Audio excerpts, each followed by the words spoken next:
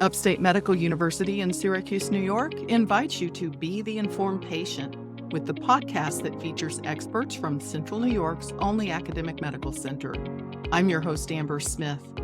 The Family Birth Center at Upstate Community Hospital has a baby-friendly designation. We'll learn what that means and what birthing a baby is like from nurses Julie Moore and Lindsay Minor. Welcome to the Informed Patient, Ms. Moore and Ms. Minor. Thank you. Thank you, Amber. It's called the Family Birth Center. Does that mean more than just the mom-to-be is involved in the birth?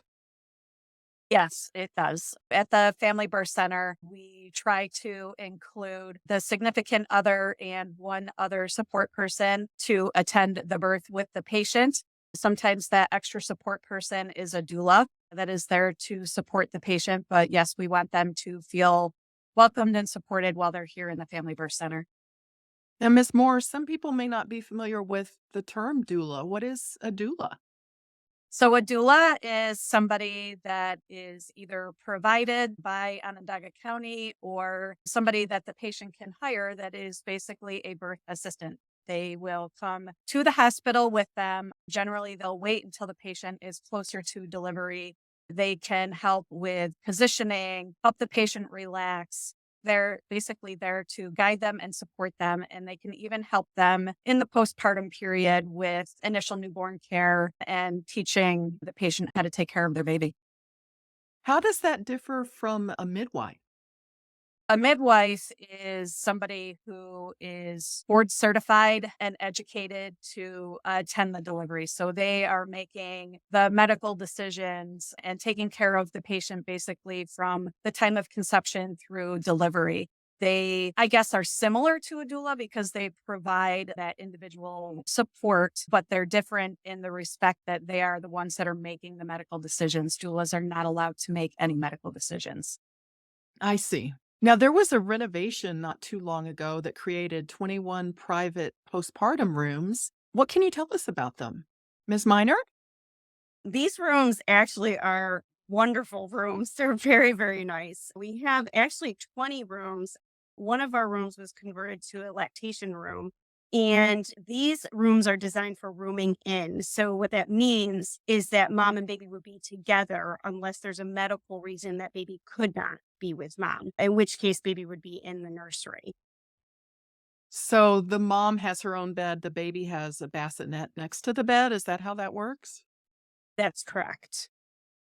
I've heard the term couplet care, and I wasn't sure what that meant. Can you explain that? The way that I would describe couplet care is basically where my nurses are focused on the mom and the baby together and making sure that mom has all the tools and resources she needs to take care of the baby, that we are observing interactions between mom and the baby, that mom has everything essentially that she needs, as well as making sure that the baby is getting their needs met. Julie, I don't know if you want to add anything to that, but that's the way I would describe it. So I would also add to that that couplet care means that the baby is rooming in with mom for the entire stay. The baby only comes out of the room if there's a procedure that needs to be done or if the patient requests a couple hours of rest or whatever, then baby might come out of the room at that point. But couplet care really means that baby stays in the room 24/7 with mom and dad, and they are treated as one. With the baby in the room there, in the postpartum room, is the mom allowed to have other friends come up and visit? Yes, mom is allowed to have friends come up and visit. We try to limit it to 3 on postpartum, but we do have sibling visitation and there's no age limit on that because baby could be a sibling of an 18-month-old or a sibling of a 15-year-old. It really could go either way, or they could have many siblings. What happens if the mom is ready to go home and gets discharged from the hospital, but the baby needs to remain hospitalized? Where does the baby go for that? Typically, if the baby is hospitalized, often in that scenario, the baby's in our nursery, but mom can very frequently stay as what we call boarding, which means that mom is discharged from the hospital and is no longer a patient, but is allowed to stay on the unit so they can be close to their child. And is there room in the postpartum rooms for the support person to stay around the clock?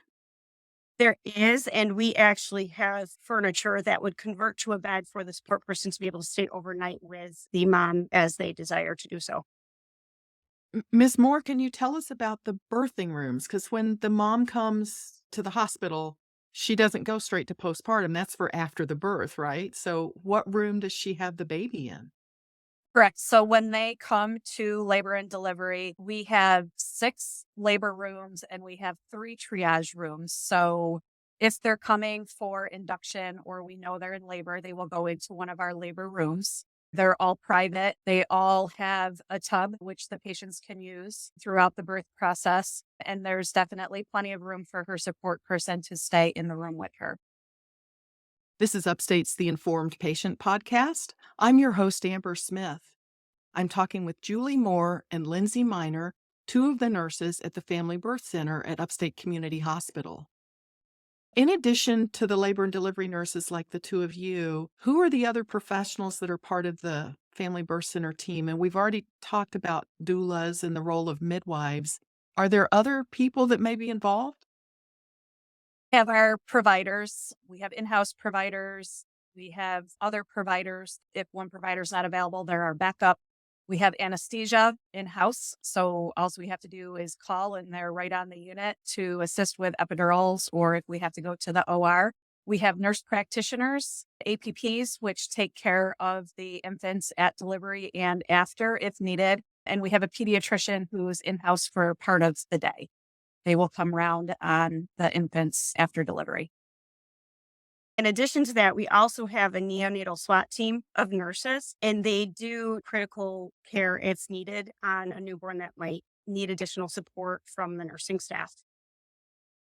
Well, let's talk about pain management. I know some women may choose to experience natural childbirth, but some may seek an epidural for pain relief or some alternatives. What are the alternatives that you offer? As you stated, we have the epidural. They can do pain medications through their IV, which are generally helpful in early labor. And then we also have nitrous here, which is available for patients to use, which kind of helps take the edge off. I wouldn't say that we use it nearly as often as the IV medications or the epidural, but it is a good alternative for somebody who's not looking for medications like that. Do you know roughly what percent choose pain relief of some sort? Pain relief, I would say in general, probably about 50% of patients. We do have a fair amount that come here with a birth plan that are looking for a natural delivery, as you stated. So they try to avoid pain medications if they can. I will say that we try to educate patients when they come in with a birth plan to remain flexible because things do change, and to let us know if they get to the point where they decide they really need help with their pain, to make sure that they let us know so that we can help them with that. So, Miss Miner, what does the baby-friendly designation mean? That covers a lot of things. However, if I could best summarize it, it really is keeping mom and baby together as much as humanly possible, skin to skin contact, optimal care for feeding, basically policies that support that mom baby relationship. If I had to summarize it in a sentence, I would say that it really encourages and focuses on that really critical bonding between the mom and baby during the time that they're with us. Do you find that that helps encourage women to breastfeed? I'm curious about how many women are choosing to breastfeed these days. I would say a fair amount actually choose to breastfeed as much as possible. We do try to facilitate whatever mom decides they want to do, but I'd say a fair amount actually do decide to breastfeed. Now, what do moms to be need to know about the Upstate Cord Blood Bank? The cord blood bank, our hope is that eventually word will get out about this and that more providers will be telling their patients about it ahead of time. But the cord blood bank is a great option for parents that want to donate their baby's cord blood. There is a process that they have to go through before they come to the hospital, or if they are here for induction, they can complete it here. There's a survey that they have to complete that basically fills out their entire history, which basically allows the cord blood bank to know if they are a suitable donor or not. There's like private cord blood banks that use that blood specifically for that baby if it's needed in the future. This cord blood is donated for any other person, cancer patients or whoever, that they are in need of that cord blood to help with their treatment. So it's donated for those purposes instead of for that individual. Can moms who deliver at other hospitals use the cord blood bank, or do they need to deliver at community? All of the hospitals in the area participate in the cord blood bank. I will say, and it's probably because they're right next door, that I think we do a lot more cord blood banking than any of the other area hospitals. I'm curious, on average, how early moms arrive at the hospital. In other words, from the time they get to the hospital until the baby's born, how long is that typically?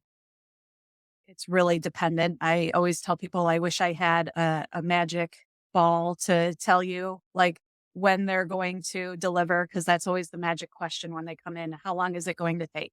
It really is dependent on what number baby it is. I would say if it's a first time mom, this is her first delivery, to expect it to take, if they're coming in natural labor, it could take up to 24 hours.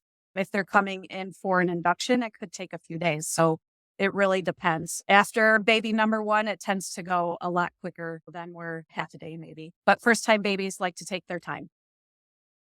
I know labor and delivery nurses like yourselves have years of experience helping moms prepare for their babies. I wanted to ask each of you, what is the advice you find yourself repeating time and again to the new moms? Ms. Moore? Before they deliver or after? Oh, let's do both.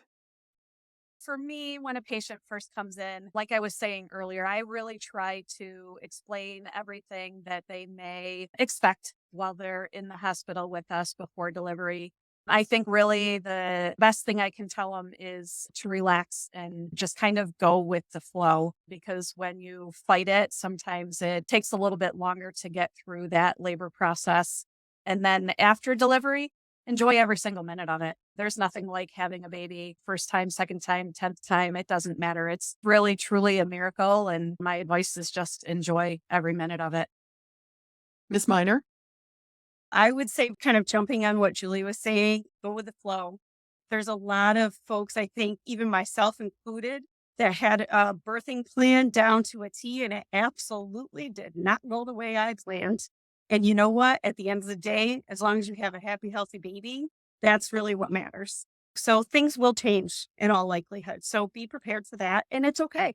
Things are going to change. We're going to get through it. At the end of the day, you're going to have a little one you got to take care of. And afterwards, I would say there's a reason for the saying, it takes a village. It's okay. Whether it's your first baby, 5th, 10th, being a parent is hard work. And it's okay to need help. It's okay to ask for that help. It's okay. There are resources if you need it. If you don't, that's okay too. But I would really encourage anybody who needs help to definitely reach out and ask for it, because it's out there for you, available in the community. Well, thank you to both of you for making time for this interview. Thank you. Thank you, Amber. My guests have been nurses Julie Moore and Lindsay Miner from the Family Birth Center at Upstate Community Hospital. The Informed Patient is a podcast covering health, science, and medicine, brought to you by Upstate Medical University in Syracuse, New York, and produced by Jim Howe. Find our archive of previous episodes at upstate.edu/informed. If you enjoyed this episode, please tell a friend to listen too, and you can rate and review the Informed Patient podcast on Spotify, Apple Podcasts, YouTube, or wherever you tune in. This is your host, Amber Smith, thanking you for listening.